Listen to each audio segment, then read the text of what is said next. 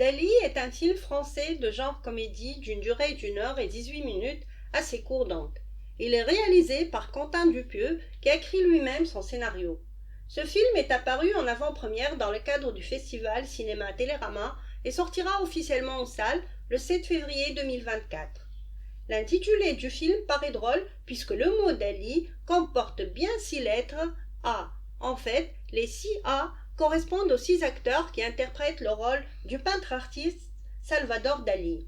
Il s'agit de Gilles Lelouch, Édouard Baird, Jonathan Cohen, Pio Marmaille, Didier Flamand et un acteur inconnu dont le nom ne figure d'ailleurs même pas dans le générique de fin. Le film débute par un tableau animé connu du célèbre Salvador, né en 1904 et décédé en 1989. Il s'agit de son chef-d'œuvre, fontaine nécrophilique coulant d'un piano à queue. Le son de l'eau découlant du piano en guise de fontaine, conjugué à des notes musicales plutôt timides, nous renvoie bizarrement à l'idée du son des pinceaux touchant les pattes colorées de la palette puis la toile, ce qui rend encore plus vivante la scène montrant le dit chef-d'œuvre. Le réalisateur Quentin Dupieux met en évidence de par cette première scène du film son engouement pour l'artiste peintre.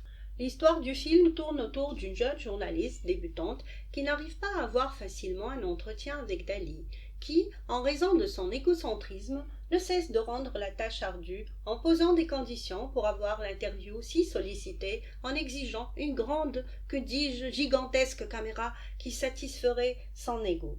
D'ailleurs, son rôle est interprété par les 6 acteurs cités précédemment au cours du film, vise probablement à démystifier et à vulgariser cet égocentrisme dans son connu nombre d'artistes célèbres. Ce n'est donc pas un biopic, loin de là, il s'agit d'une caricature dans la lignée de ce que fait Quentin Dupieux.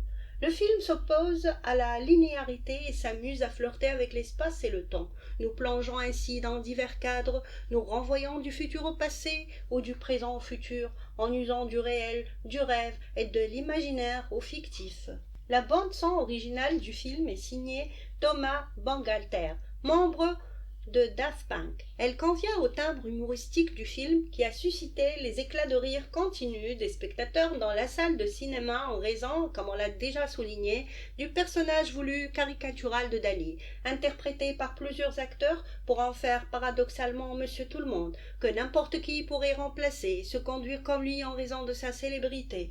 Il suffit en effet, comme il a été démontré dans le film, qu'un affreux tableau soit signé par erreur de sa main pour qu'il soit vendu à un prix exorbitant lors de la vente aux enchères. Et c'est là qu'on voit que le nom prévaut sur la qualité d'une peinture ou d'une œuvre en général, une fois l'artiste devenu célèbre. Et ce n'est plus l'œuvre qui en fait un homme célèbre, mais c'est sa célébrité qui donne l'importance à son œuvre.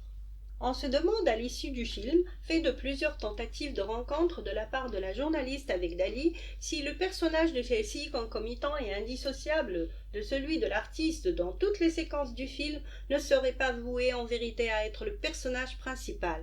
Ces séquences ne cessent en effet de nous renvoyer chaque fois au combat de la jeune femme dont la réussite de sa carrière tourne autour de l'artiste au point d'en dépendre, et qui dessine ainsi une autre toile faite tantôt de désespoir, tantôt d'acharnement, voire relève d'une sorte de persécution infligée au peintre, qui devient la cible à atteindre par tous les moyens, et met en accent par là même la misère humaine qui fait que le devenir, voire le futur ou la vie de certains humains dépendent impitoyablement de certains autres arrogants, concentrés sur eux-mêmes, insoucieux de ce qui peut arriver aux autres de par leur comportement égoïste, égocentrique, se sentant alors le nombril du monde. D'ailleurs, le réalisateur scénariste n'a pas manqué de reproduire dans les paroles des 6 interprètes du personnage Salvador des phrases qu'il a réellement dites au cours de sa carrière et qui dénotent la vraisemblabilité de son caractère caricatural.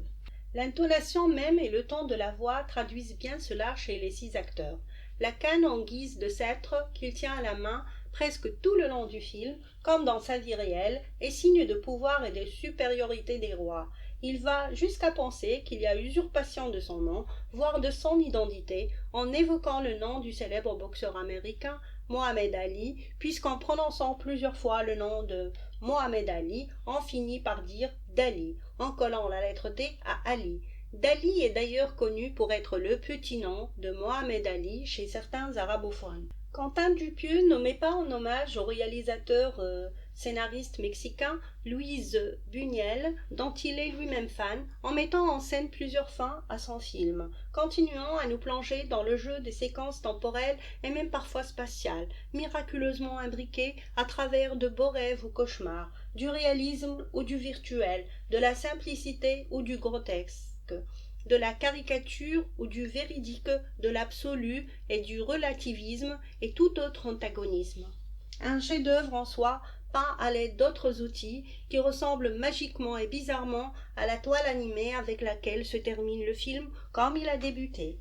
La mégalonie du personnage est assortie de l'humiliation subie par son chauffeur de Rolls-Royce et de la sous-estimation infligée à la journaliste débutante et de gestes indécents non pudiques commis envers sa maquilleuse le préparant à l'interview sont acceptés, normalisés, tolérés, voire banalisés par cela, car ils proviennent d'un artiste de son envergure. Cela laisse un goût amer en regardant de nouveau la toile animée à la fin du film, un goût non ressenti lors de sa présentation au début. Pour conclure, ce film témoigne d'un travail sérieux et recherché, quoiqu'il n'est pas évident de s'en apercevoir à la première lecture. Il est constitué comme une toile de plusieurs couches. Sous ces airs comiques se cachent des vérités crues sur la condition humaine qui se présente parfois et malheureusement dans des relations sadomasochistes. On recommande alors vivement ce film et il est à voir et à revoir. Merci d'être resté jusqu'à la fin. Si la vidéo vous a plu, n'oubliez pas de mettre un like, de commenter, de vous abonner pour ne rater aucune de nos vidéos. On vous laisse maintenant avec la chanson inspirée du film. Dali, s'il te plaît, je dois t'interviewer. Ma carrière dépend de toi. Sois au rendez-vous, s'il te plaît. Toi, tu veux des photos, une caméra là-haut, la plus grande qui soit pour nourrir ton ego.